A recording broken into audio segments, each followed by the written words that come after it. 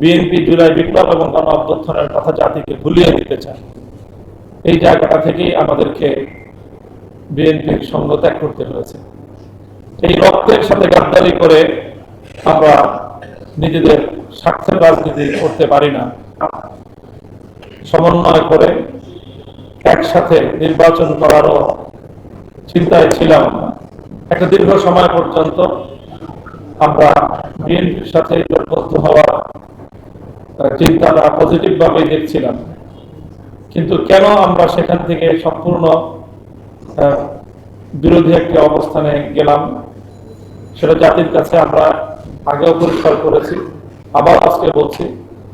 যখনই আমরা দেখেছি যে বিএনপি এই জুলাই সনদকে কার্যকর করার ক্ষেত্রে তার চেয়ে বড় করে বলতে গেলে জুলাই বিপ্লবের স্বীকৃতি প্রদান করার ক্ষেত্রে বিএনপির পরিণতি আমাদের কাছে মনে হয়েছে যে এত মানুষের রক্ত, দেড় সহস্রাধিক তাজা প্রাণের শাহাদাতের বিনিময়ে অর্জিত এই বিপ্লব ৩০ সহস্রাধিক বাংলার আমার সন্তানদের, যুদ্ধাহতদের তাদের যে করুণ অবস্থা, তাদের যে পঙ্গুত্ব, তাদের যে অসহায়ত্ব, এখনো পর্যন্ত তারা হাসপাতালের বিছানায় ছটফট করছে, চিরতরে দৃষ্টিশক্তি হারিয়ে অন্ধত্ব বরণ করেছে অসংখ্য মানুষ,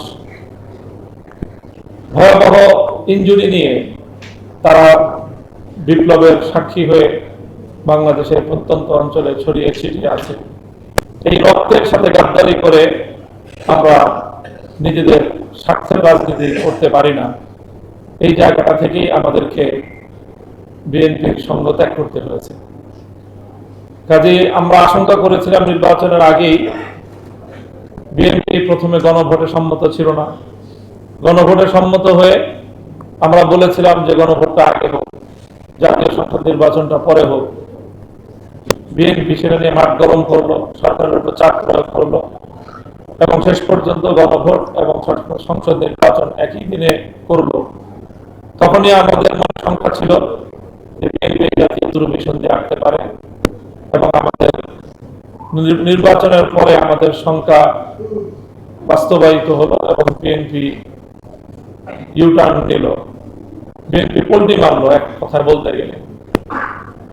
শিশির মনির ভাই প্রশ্ন তুলে গেছেন যে কেন বিএনপি জুলাই বিপ্লবের কথা বেমালুম ভুলে গেল, বা আসলে কি বেমালুম ভুলে গেল। আমার কাছে এটা পরিষ্কার উত্তর যে হ্যাঁ, বিএনপি জুলাই বিপ্লবকে ভুলে যেতে চায়। শুধু ভুলে যেতে চায় সেটাই নয়, বিএনপি ভুলে যেতে চাইলে ততটা সমস্যা ছিল না। বিএনপি জুলাই বিপ্লব এবং গণ অভ্যুত্থানের কথা জাতিকে ভুলিয়ে দিতে চায়। কেন ভুলিয়ে দিতে চায়? কারণ এই জুলাই বিপ্লবের সফলতার অপর পৃষ্ঠে একই সাথে অঙ্গাঙ্গিভাবে জড়িয়ে আছে বিএনপির নেতৃত্বের ব্যর্থতার এক করুণ ইতিহাস। দেশে দেশে সবার সাথে দ্য নিউজ।